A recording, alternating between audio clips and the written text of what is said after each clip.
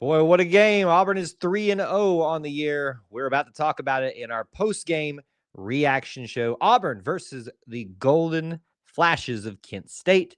Your Tigers win 79-56. We're going to talk about it, the score, of course, the stats, and the storylines all from this game. Let's get into all those different things right now.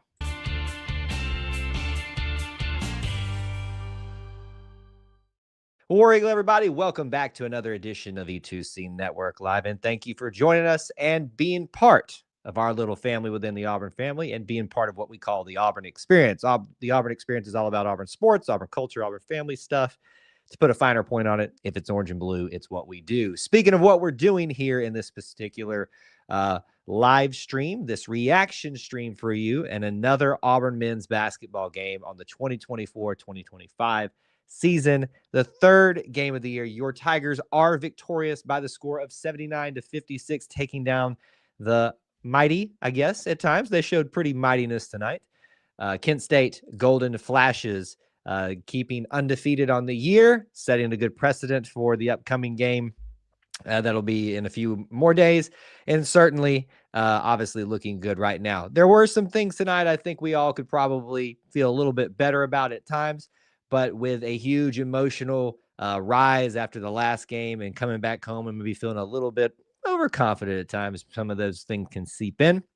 We'll break it all down. We'll talk about it. Certainly more to celebrate than to be disappointed in tonight, which has thankfully been the case for quite some time under Bruce Pearl. We'll dive into all those things. As you're coming in, please do us a huge favor by making sure that you're smashing that like button if you enjoy this type of content, following and subscribing if you haven't done that already, and let us know you're here. Check in with us. Let us know who's hanging out with us and spending some time being part of our little family within the Auburn family. We're going to jump into a bunch of different things tonight. So let's go ahead and do this right off at the top. We've been trying this out. We'll give you the stats first from the game because I think it's always important to paint the picture, and then we can dive into the nuances of all of those things. As I said, your final score is 79-56. The Tigers are victorious tonight.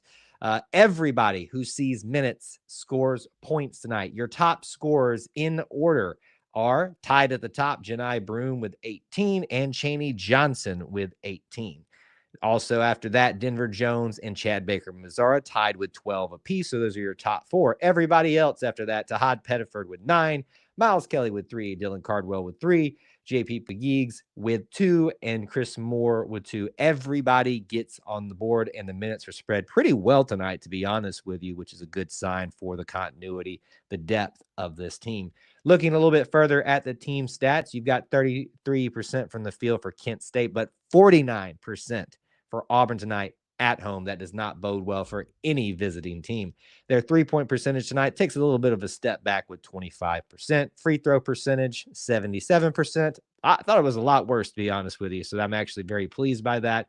Turnovers tonight, only 6 for the Tigers compared to the 8 from the Kent State Golden Flashes, and the Tigers win the rebound battle 41-33. Certainly there are more stats, more points individually to talk about, but wanted to give you the rundown to start off and kind of telling the story of the Auburn basketball game for this Golden State opponent in the third game of the 2024-25 season. All right, everybody, let's talk about it. What do you got on your mind? What's on your hearts? What are you feeling about? Obviously, there's more good things to worry about than bad things, but certainly we want to dive into what you want to focus on in this stream. Obviously, we've got a lot of people checking in. I want to give you guys a few shout outs. Thank you so much. Blake checked in early. He was like logged in way before everything else. I don't know if he's here right now, but thanks for being here early, buddy.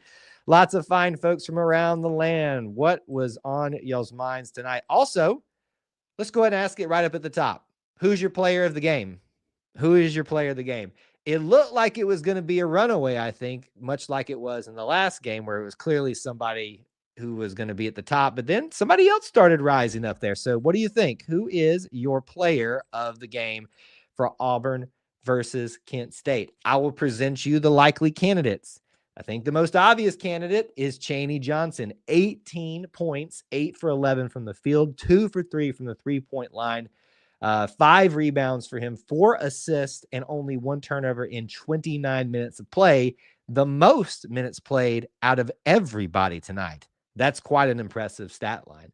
Janai Broome, 18 points, 18 for 12, 0 for 2 from 3, 2 for 3 from the free throw line, and 12 rebounds, 4 assists. 3 personal fouls for him in 28 minutes of play. So pretty comparable. Janai gets the double-double. Chaney wasn't super close to a double-double, but I think he definitely had some flashes tonight that maybe puts him in the category of you all giving him that honor tonight. Let's see what everybody says. We got Chaney all the way down the line here. It looks like most people. We got a couple brooms coming in as well. Is it so usual now that we talk about Janai Broom just doing his thing that it's hard for us to give him a player of the game unless it's just clearly obvious he's the only one that did anything? But he has a great night by the end of this thing too. Started feeding it to him, taking over, really doing a good job tonight. So it's probably between those two. I would say it is between those two. I'm going to give it to Chaney Johnson tonight. And I'm going to be honest with you all. I really believe that Chaney Johnson is going to become my new favorite player on the basketball team. That for the longest time has been Jalen Williams, and it will always be. He's probably my favorite player of all time now. But Chaney Johnson, when I was watching him in the preseason game at home, he just felt like he was a different player out there this year. Not that he was super stiff last year, but less stationary, more mobile, a little, and almost to a fault, I thought, during that preseason game seemed a little bit wilder at times. But I kind of like this guy. What is so beautiful about this, right? You've got Janai Broom. Everybody knows who he is. Everybody knows that you got to try to stop him if you're going to stop Auburn. But the other thing that you've got to not hope that happens is that whoever's going to be playing opposite of him, in a sense, is not going to go off as well. So we think about, obviously, that used to be Dylan. Now, Dylan and Janai are on the floor a lot together, which I think tends to be working really well right now. But Chaney and Janai, at least from what I have seen, have spent more time off the floor together. And probably a little bit less of that tonight since Chaney played so much. But Chaney Johnson, when Janai is not on the floor, is taking over. And that's making it a really difficult thing for folks because you think you get a breath when Janai goes off the floor, but Chaney Johnson comes in and just takes over. So absolutely great performance by him. Definitely honoring him in my pick for player of the game. And so many of you all are saying that. All right, let's see what else we got going on here from you guys. What topics, what things do you want to focus on? Unbeaten Lake points out it felt like Kent State played us harder defensively than Houston. Well, let's take a look at some of the stats and see what it says. They only forced 6 turnovers tonight, and they only got 11 points off of those turnovers tonight. We got 12. In terms of defensive rebounds, they get 21 to our 30. Let's look here. Blocks, 0 blocks for them tonight, 5 steals, and they beat us in that category 5-3. So certainly there are a few things there that lend in their favor. And I think some of it tonight was more so about that scoring drought we went on in the first half. That was almost, if not 5 minutes. So that's something, yeah, definitely to warrant and talk about. They may have played a little bit better defense just based off some of the stats and the results. But I can guarantee you that the talent level from Kent State to Houston on both sides of the ball is going to be far superior. Not to take anything away from Kent State whatsoever, because they certainly showed a lot of fight tonight. Speaking of fight, how about the chippiness tonight?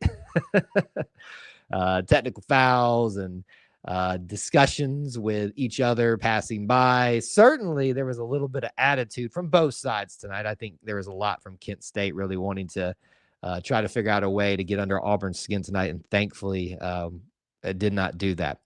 CBM's defense is very underrated. His off-the-ball play disrupts opposing teams. I don't even know if it's underrated now, WT. I think, honestly, his play is just kind of known that he's going to be that irritating gnat. What was even more frustrating for people last year was when you had Katie and CBM in at the same time, and players just didn't know what to do with themselves, because not only do they have their antics, that's frustrating of itself, but when they're actually good at what they do on the floor, like playing fundamental basketball and defense, it makes it even more frustrating. So certainly maybe it needs to be honored more, talked about more, but certainly he is very good at that. Let's look at CBM tonight. 12 points, 3 for 7 from the field. He gets 2 rebounds on the day, 1 assist, only 2 personal fouls, and 1 turnover. I'm going to see if there's any other stats we can pick up from him tonight. For Chad Baker Mazzara, let's see here. Anything else? 2 steals for him tonight. So certainly he was in on that, frustrating players at times and becoming a big factor on the defensive side of the ball. So great performance by him. We've already talked about the main two tonight that were obviously where most of our focus was and should be tonight in honoring them. Jacob points out what we were discussing a little bit earlier. Johnson Chaney is stepping into Jay Will's shoes well. Different player, but stepping up as we all hoped he would. I think that was the hope, obviously. And right now, through games, he definitely seems to have transformed himself in a way that fills those shoes and that spark that you need opposite at times of Janai. Now, I think the difference is kind of like we were talking about. Chaney and Janai tend to, at least Chaney's not starting. Jalen always started with Janai. So a lot of times they were in the floor together. So I'm not saying this is going to be the major difference in the year, but it's something to really pay attention to and see if that becomes a bigger factor as time goes along. Let's see here. CBM defensive. Personally, he was like a fly, being everywhere on the floor, getting charges, selling the fouls as well. I don't think they note on the stat sheet charges taken. I kind of wish they would, because that would be something I would really be interested in knowing here. I'm just taking a quick look for him. Not seeing anything like that. I wish they would denote charges. That's a stat that I think is by far missed a lot from some discussions and stuff, and it's not listed on any sheets. I liked at the end of the half, WT says, when it was getting chippy, CBM was cool-headed and directed players to the locker room. Look, Chad is always going to have a little bit of, what strikes people sometimes is a little hot-headed and arrogantness sometimes, but I think he has learned from some of that from last year and shown elements of that too. In fact, if you'll go to our Twitter account, I don't know who to credit it to. We re-quoted, we tweeted, whatever, quoted it. And there was somebody who caught it that he and Bruce were talking to each other to start the second half, having a discussion, a back and forth, and then CBM kind of nods and said, "Right, coach," like saying, "You're right," like saying, "Okay, thanks," and tries to go slap him 5, and Bruce doesn't see him, and he's just trying to get a 5 the entire time, and finally, the coaches and his teammates gave him something because it was a little bit awkward for him. Thomas says, "If we will fight each other on a plane, we will fight you on the floor." All right, let's I was wondering who would be the first one to bring that up tonight, so certainly let's talk about it. The two players in question in that, Jaheim Hudson and Ja'Kai Howard. I believe I saw them both on the bench, if I'm not mistaken. They were both, as of this week with Bruce's press conferences, in class and at practice. So nothing has transpired since then, but they are obviously still participating, still moving forward, and the situation still being handled. Anything else that you read or hear about that at this point is just speculation, and I'd be very careful going any further with that until you hear anything different from the team, which you may not, to be honest with you. CBM is great at stealing the balls and stealing those French fries. They got the gooey fries tonight because we had two. And he also got, I know you're referencing, he got fries from the audience, but we also got gooey fries for the stands tonight for the students, especially because of the two missed free throws in a row from Kent State tonight. It got a little bit weird, didn't it? They came back within 4, I think, once they started making their comeback in the first half. And I don't think I ever got super concerned about it, but certainly that's not something that you want to see happen at home a lot. But what do we always talk about? You're defined by how you respond to the adversity, not what the actually adversity is when it's happening. And I think that they responded in a great way tonight. 79-56, a 23-point differential. Let's look at scoring in the period. Gives you a picture of how the game went. Kent State had 22 in the first half, 36 for Auburn in that first half. The second half, 34 for Kent State and 43 for Auburn. Now, what doesn't tell the tale is that comeback they made in the second half there. Certainly the two in the second half scores look a lot closer, but it was a little bit more dicey than that at times, resulted in that 56-79 score for us, or in our favor. Let's go here. I think it's us getting disengaged a bit after opening up that lead, and was actually was actually good for us. Kent State fought back and made us back on track.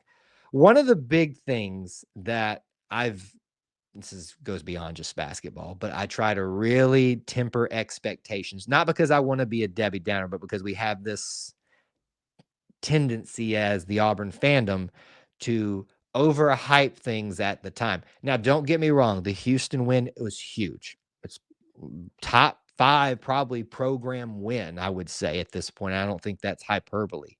But certainly you have to remember it's only the second game of the season. What's impressive about it is what was going on around the program at the time when they weren't disengaged or not focused and got that win on that road in that environment, considering all that. But certainly this probably was a good thing for Kent State to have a little fight, have a little chippiness, have the ability to get back within a scary amount, 4, I think it was. So certainly this is something that will remind the team, the fans, that this team is still not susceptible, or still is susceptible to getting caught with being flat-footed. Don't let them up. Don't disengage, as you said here, Jacob. That's a great point.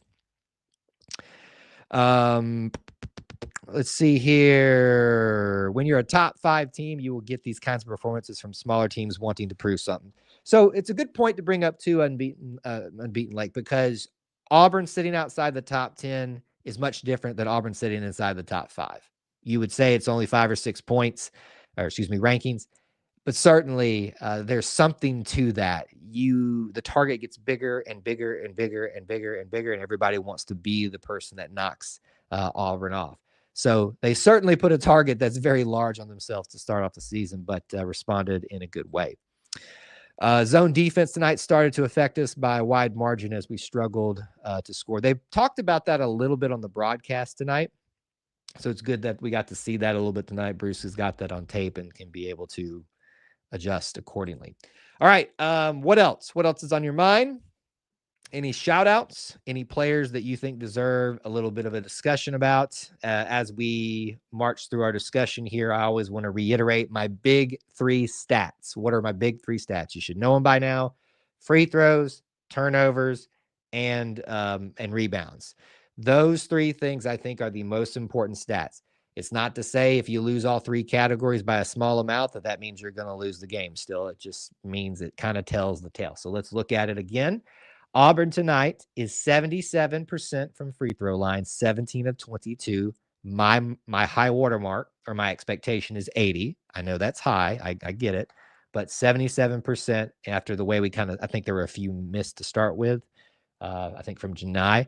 It's a good response tonight. In fact, 4 for 4 from Denver Jones, 6 for 8 from Chad Baker, Mazzara, 2 for 2 from Pegues, 2 for 2 from Pettiford. Everybody who's supposed to be making those definitely did that tonight. So good for them. For turnovers, only 6 tonight for Auburn. I think it was 12 against Houston, against a much more formidable team at home. This is a good mark, I think. Rebounds, 44 to 33. We win the defensive rebounding margin. They just barely get the offensive rebounding margin, 12 to 11, but overall 41 to 33. We win that one. So Auburn wins all 3 of those categories, and they win comfortably tonight. Coincidence? I think not. So just keep that in mind when we talk about the big 3 there. Okay. TJ says, I felt like we get a little selfish with not feeding the ball inside to Dylan. We had a number of mismatches. We need to capitalize more on that. There may be something to that. I think Dylan could get a few more opportunities, but here's what I want to give a call out about Dylan. I said this from our Twitter account during the actual game, and I hope people recognize this. I think Dylan Cardwell has some of the best floor vision on the entire team. If not, maybe in college basketball. Now, that's probably hyperbole, but I'm just going to say it. I've always talked about how good he is, how he doesn't panic when he gets an offensive rebound and kind of holds it up above his head, keep it out of range of everybody else, and is looking to find that player and dishes it out for a 3-pointer usually. He did one from not the top of the key, but outside the 3-point arc and dished it inside on a bounce pass beautifully for a guy of his size. That's not a skill that's as easy. So to me, I love his floor vision. So he definitely deserves credit tonight and, for the rest of the season. And certainly we hope we see him getting more and more offensive opportunities, him tonight only getting 3 points. But however Dylan can contribute, I'm game, man, because I love watching that kid play. Okay, what else here? Brian says, I think this is Bruce's best team yet, even more complete than a Final Four team. Settle down, Brian. Settle down. I don't know if you were here for our tempering expectations comment. I love the optimism, but settle down now. And he says, and remember, Kent State was one of the best mid-major programs in the country for over 20 years. Put it this way. If they were in the SEC, they wouldn't finish last. That's a fair point. And we've talked about this a lot. Bruce and his staff love to schedule mid-majors that are formidable, or at least supposed to be formidable, meaning they just got off a season where they were really good, or they're about to be, they're expected to be. So usually when you see a team on the schedule that you go look at and you go, Auburn should beat that team, it's not somebody who's going to be a pushover, a complete pushover. So there is something to that point that you're trying to make. I'm just not going to go with you there yet on this is the best team yet. Let's wait for a few more games before we throw that on them. Michael thinks we should have worked the ball inside more with the 3-point shooting, going cold 2 for 13 in the first half. Yeah, I think that'll probably be pointed out in practice this weekend. Certainly we will see if that changes over time. Every time I see the free Mama G's from the Auburn app, I get a little sad that I'm not in Auburn. Yeah, doesn't that really sting? It just hurts me too. It hurts my heart, hurts my soul that we don't get to enjoy that for those of us that aren't in Auburn, Alabama. Okay. Also want to look at team stats. I like to look for the stat that is the best stat that tells the story of this game. Let's see if we can find it. The best stat, looking down the line here, 49% from the field compared to 33 is a good one, telling the tale of this game. Second chance points is pretty even. Bench points in Auburn's favor. I think I probably found it here. Let's look. Oh, no. Aha. I was going to say points in the paint, 26-42 in Auburn's favor. It kind of goes back to we should have worked it in more in the first half. Here's your assist numbers tonight. 5 for Kent State, 23 for Auburn. If that doesn't tell the tale of this game, I don't know what does. You have an Auburn team that shares the ball really well, especially at home, and a Kent State team that was probably a little bit more selfish tonight because they were trying to all do too much to take down the giant, the number 5 Auburn Tigers. 23-5 is the stat for me that tells the tale of the tape. Looking how that breaks down, 4 for Janai, 4 for Cardwell, 4 for Pettiford, 4 for Chaney Johnson. So 4 players with 4 assists apiece. And we're talking about Janai. We're talking about what did I just say about Dylan having great floor vision? You're going to believe me now. And Chaney Johnson. 3 big men are tied with the lead with the guard for assists tonight. That is the stat that tells the tale of the tape right there. Okay. Let's see here. Anything else? Any other players that we need to give shout outs to? Just looking through here. Nice to see Tahad kind of have a kind of a medium night tonight. Miles Kelly was our first 3-pointer of the night, but that's it for him tonight. So a quiet night for him. I think Denver had a great few sequences tonight, but he gets a little bit overshadowed by Chad, Janai, and Chaney at times. So all in all, pretty good. I think we've covered the majority of it. So if we have not talked about a storyline, a topic, a player that we should, after this victory over Kent State, put that in the chat right now. And we'll kind of use that to round out our show. And maybe we can even look a little bit ahead too for you all. Let me give you a couple of reminders while you're thinking of those final notes, comments, topics, and questions that you may want to discuss with us on this live stream. What do we got coming up next here at E2C Network? Well, tomorrow night, you can join us again, 8 p.m. Eastern Time, for our preview and prediction show. That'll be for the La Mo game, and I know that everybody's not super excited about football right now, but folks, enjoy it. You don't always guaranteed tomorrow, so enjoy football while you got it. We will do a walkthrough of offense, defense, and special teams, 8 p.m. tomorrow, and you will get our score predictions by the end of it, and you can share yours too. Don't forget our live stream of the ULM game Tiger Walk early in the morning. 11:45 kickoff, so it'll be 9:45 Tiger Walk. Join us for that. We'll be hoping to see all of you on that in the morning that can't attend Tiger Walk with us. Post-game show right after that. It will be dependent upon when the game ends and if there's a victory or not, meaning that we hope we have a victory, and we'll be at Toomer's Corner. So that'll be a little bit delayed after the game if that happens when we're on the road in Auburn. Don't forget Sunday nights at 9 p.m. Eastern Time. Episode 102 of the Auburn Experience podcast, the flagship show here at E2C Network. And be sure to always look at our link description links, said that backwards, for ways that you can support us, like going to our link through Alumni Hall and help support us by supporting them. If you buy something there through our link, you'll get a kickback here for us and help us continue to build the Auburn Experience for you. Okay, what else? What do we need to talk about? What do we need to mention? Anything else? Chaney Johnson, big body. Yes, he does have one. But here's the thing. I think he slimmed up a little bit this year, which is really favoring some of the results that we've seen thus far. Unbeaten Lake says, I hope that Pegues will get going at some point. I'm not surprised that you're saying that. I think a lot of people built the idea of what JP was going to do up in their heads without letting him get here and see what his role is going to be. I don't want to put him in the Zep Jasper category just 3 games in, but I think that it's more akin to that than people were thinking of this guy that was going to be a 3-point shooting point guard. Certainly, people sometimes have slower starts, but I'm pretty happy with what I see out of JP. He seems like a very calming presence. He does not get the start tonight, but remember, Bruce told you that the lineup may change a lot tonight this season in terms of who's gonna be starting or not starting each and every game. WT, I like that Pettifer had to struggle in this game a bit. Shows the freshman that there are places he needs to improve upon. And he learned that in the first game too, because he didn't score a single point. So he's had a bad scoring game, a great scoring game, kind of in the middle. So it kind of shows you that he's the inconsistency there, right? He's not a Janai who's in double digits every single night quite yet, but we know the talent is there. So excited to see that. Michael says, hidden stat, Kent State's best shooter was in foul trouble early. Is that, let's see, they had Davis, Safford, and Medley. Which one are you talking about, Michael? Was it Davis? Yeah, the top scorer, so 19 points. So he did get on a roll. I think this is the guy that knocked down 11, 7-something points like that to start off the first half. So certainly keeping some of their star players in foul trouble. There you go.